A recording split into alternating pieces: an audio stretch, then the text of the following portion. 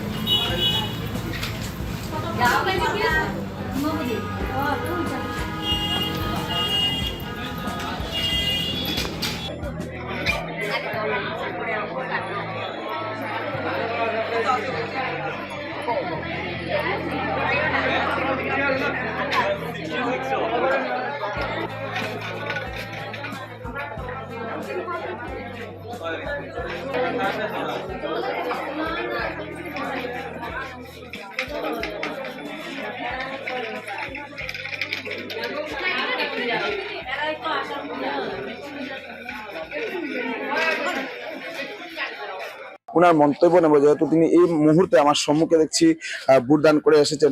কি বলবেন? কি নাম আপনার? আমার গোপালমার আকার। ঘর কোথায়? ঘর প্রজেক্টর ছিল। কোথায়? প্রজেক্টর ছিল। ভোট দিয়েছেন? হ্যাঁ হ্যাঁ, ভোট দিয়েছি। কি বলবেন, কিরকম সরকার চান আপনারা, বা কি চান এবারে যারা সরকার গঠন করবে তাদের কাছে? এবার সরকার গঠন করবে তাদের কাছে কি চাই ঠিক মনে হচ্ছে না তো, কে যাবে, কে একেবারে আসবে। ধন্যবাদ জানাচ্ছি। একেবারে আমি ছবি দেখাচ্ছি, হুইল চেয়ারে বসে কিন্তু নিজে ভোট কেন্দ্রে গেছেন এবং আমার সম্মুখে রয়েছেন একজন ভোট কর্মী, এই স্টেশনের এই পোলিং স্টেশনে রয়েছেন এবং তারা নিজেই কিন্তু তাদের যারা বিশেষভাবে সক্ষম ব্যক্তি রয়েছেন তাদের নিয়ে যান। আমি ওনার কাছেও কিছু কথা জানার চেষ্টা করছি। কি করছেন আপনারা, মানে যারা বিকলাঙ্গ অর্থাৎ বিশেষভাবে সক্ষম ব্যক্তি, এদের ভেতরে নিয়ে যাওয়ার কাজ চালাচ্ছেন দেখা যাচ্ছে? হ্যাঁ, মানে আমাদেরকে তো আর কি ইসিআই থেকে ইনস্ট্রাকশন এসেছে যে ওদের জন্য আমরা হুইল চেয়ারের মানে একটা কিছু ব্যবস্থা করব। তো আমরা এই আর কি হুইল চেয়ার দিয়ে ওনাদেরকে নিয়ে যাচ্ছি। যে আমাদের আর কি উদ্দেশ্যটা হলো যাতে একটাও ভোট যাতে নষ্ট না হয় এবং ওনারা যাতে ওনাদের গণতান্ত্রিক যেটা অধিকার আছে ওনারা যাতে পেয়ে যান।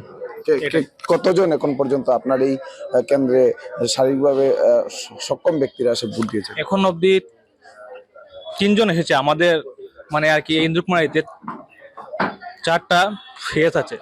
তো আমি হলাম এই 66 এর বুথ লেভেল আর কি অফিসার। তো আমার এখানে এখন পর্যন্ত 3 জন এসেছে। একেবারে ধন্যবাদ জানাচ্ছি। এ পর্যন্ত প্রায় 3 জন এই ভোট কেন্দ্রে এসেছেন এবং তারা বিশেষভাবে সক্ষম ব্যক্তি যারা রয়েছেন তারা ভোট দান করেছেন। এবং এই যে আমরা স্কুলে রয়েছি প্রায় 4টি পোলিং স্টেশন রয়েছে এবং 4টি পোলিং স্টেশনেই নির্বাচন কমিশনের যে গাইডলাইন সেই গাইডলাইন মেনে সুষ্ঠুভাবে ভোট গ্রহণ প্রক্রিয়া চলছে।